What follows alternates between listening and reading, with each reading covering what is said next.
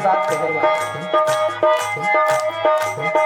जरा चल के वृंदावन देखो, जरा चल के वृंदावन देखो, वो श्याम बंशी बजाते मिलेंगे, वो श्याम बंशी बजाते मिलेंगे, वो श्याम मुरली बजाते मिलेंगे, वो श्याम बंशी बजाते मिलेंगे। जय राधे राधे राधे राधे राधे राधे राधे राधे राधे राधे राधे राधे राधे राधे राधे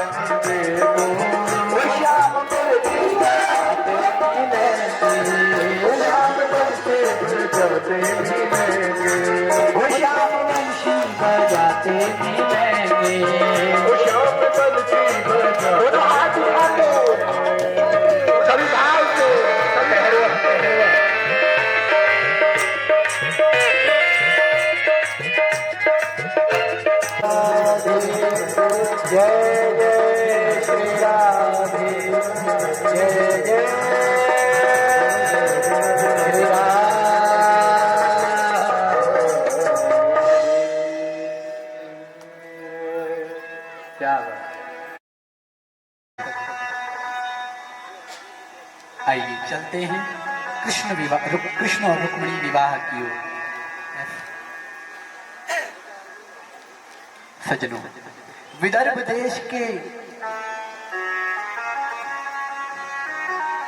राजा की सबसे छोटी बेटी का नाम था रुक्मिणी, और रुक्मिणी का एक भाई था जिसका नाम था रुक्मी। विदर्भ देश के जो राजा हुए उनका नाम हुआ भीष्म।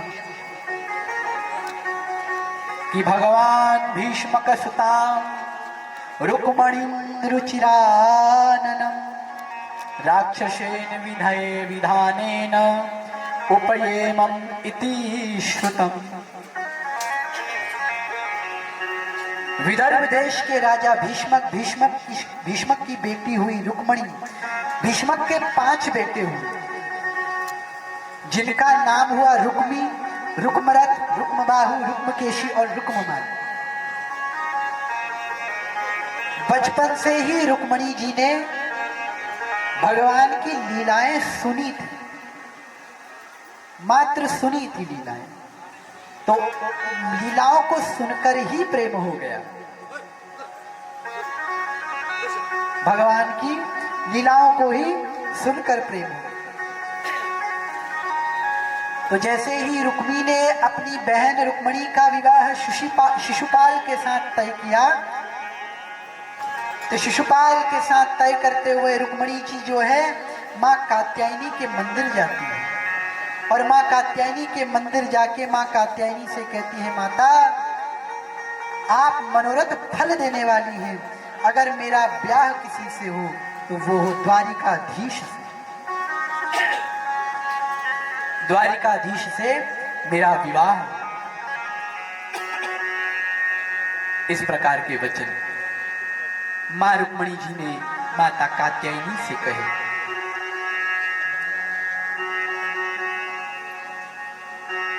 तो सज्जनों, श्री सुखदेव जी कहते हैं राजा परीक्षित से, रुक्मी ने अपनी बहन रुक्मिणी का विवाह जब शिशुपाल के साथ तय करने का सोचा, तो भगवान द्वारिका से अपने रथ पर बैठे और रथ पर बैठ करके विदर्भ देश पहुंच गए, और विदर्भ देश पहुंच करके रुक्मिणी जी को ले जाने लगे। और जब रुक्मिणी जी को ले जाने लगे तो रुक्मी भगवान को रोकने का बार बार प्रयास करता है। रुक्मी जो है बार बार रोकने का प्रयास करता है।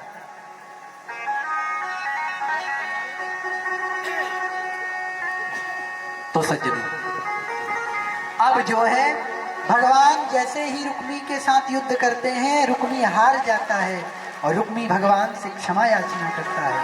और जब क्षमा याचना करता है तो भगवान से कहता है आप मेरी बहन का हाथ थाम लीजिए और विधिवत रुक्मिणी जी और भगवान श्री कृष्ण का विवाह होता है। आइए हम सब भगवान श्री कृष्ण और रुक्मिणी जी के विवाह में सम्मिलित हैं। आप जो बाराती कौन है? कृष्ण के पक्ष से कौन है? हाथ उठाओ। बाराती तुम नहीं हो? बाराती बाराती है ना। आप रुक्मिणी जी के पक्ष से?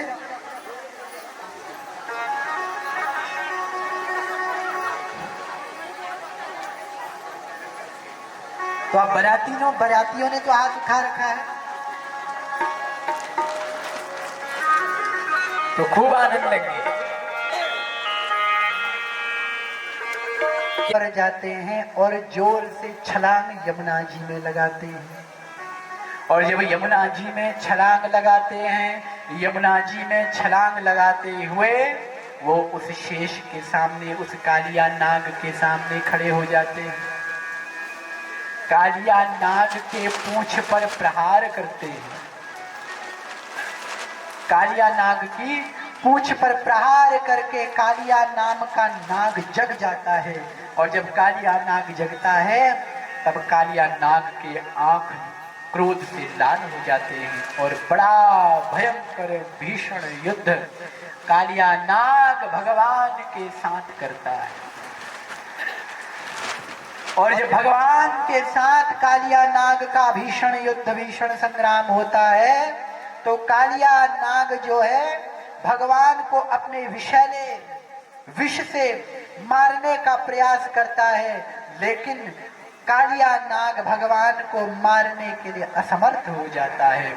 अंत तो गत्वा धीरे धीरे धीरे धीरे युद्ध बढ़ने लगता है। और जैसे जैसे कालिया नाग और भगवान का युद्ध बढ़ने लगता है तो भगवान कालिया नाग को अपने सुदर्शन से उसको धराशायी कर देते हैं।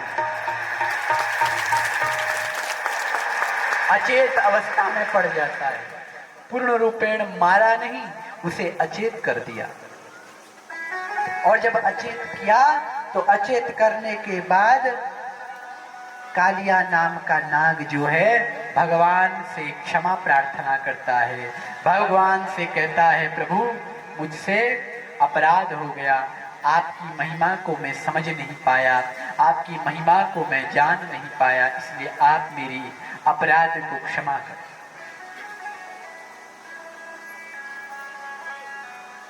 सज्जनों, श्री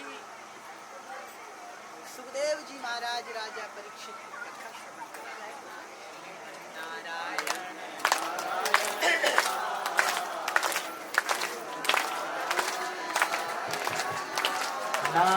नारायण।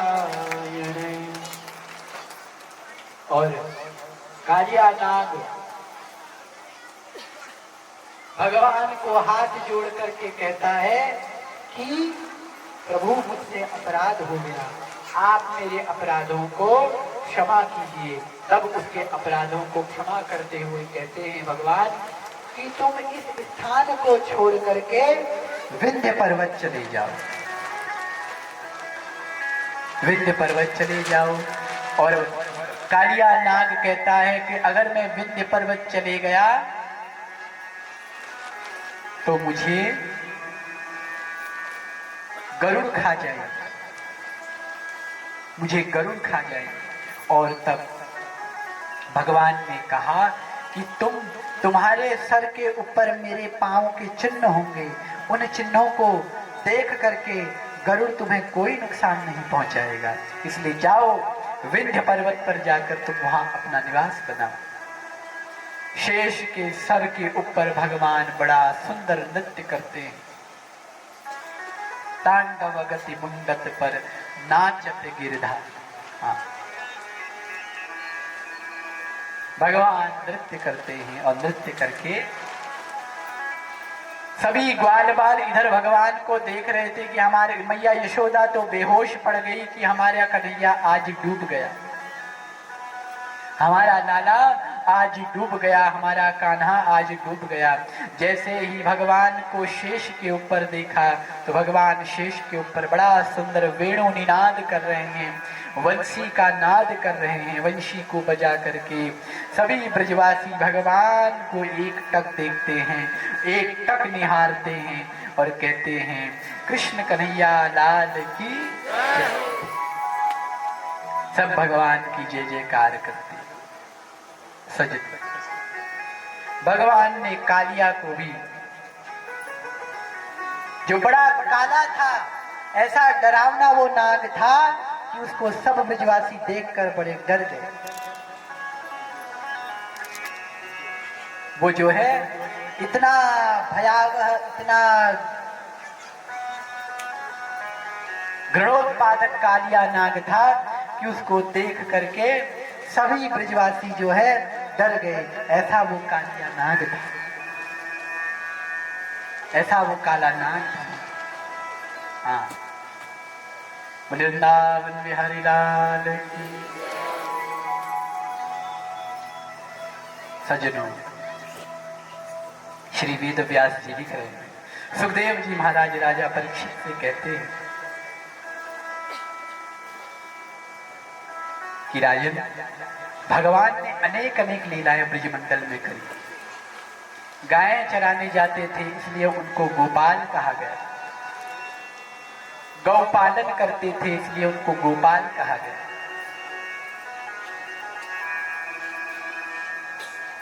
घर घर तुलसी, घर घर तुलसी।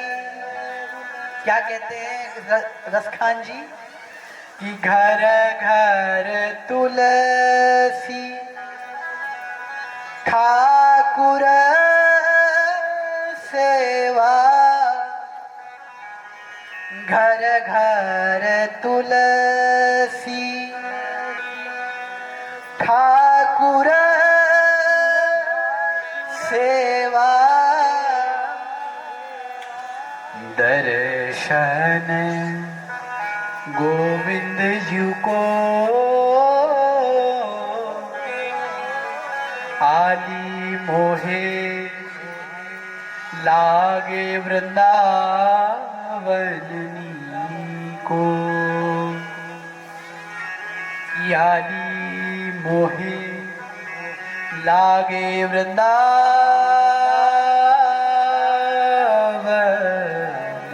को। कैसा है वृंदावन? कि वृंदावन में,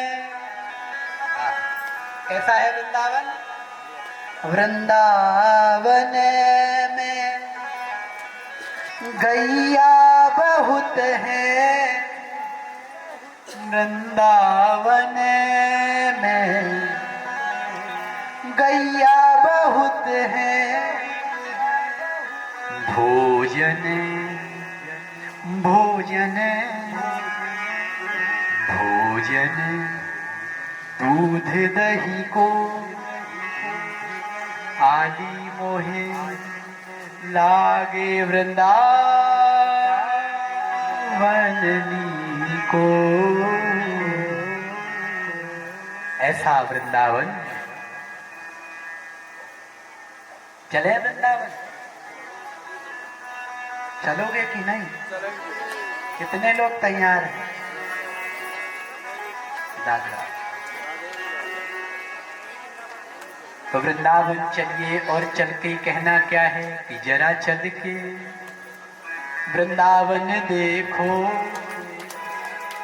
जरा हट के